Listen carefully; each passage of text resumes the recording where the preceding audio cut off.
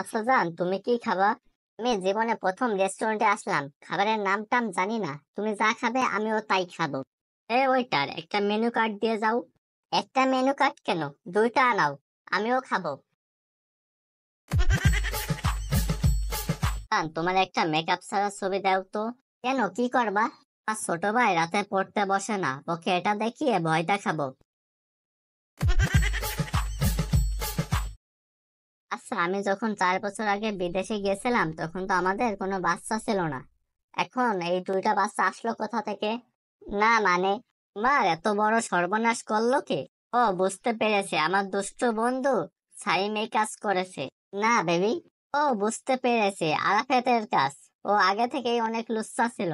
আরে তুমি শুধু তোমার বন্ধুদের কথা বলছো, আমার কোনো বন্ধু থাকতে পারে না? তুমি যাওয়ার পর আমার বন্ধু রাজ এই কাজ করেছে।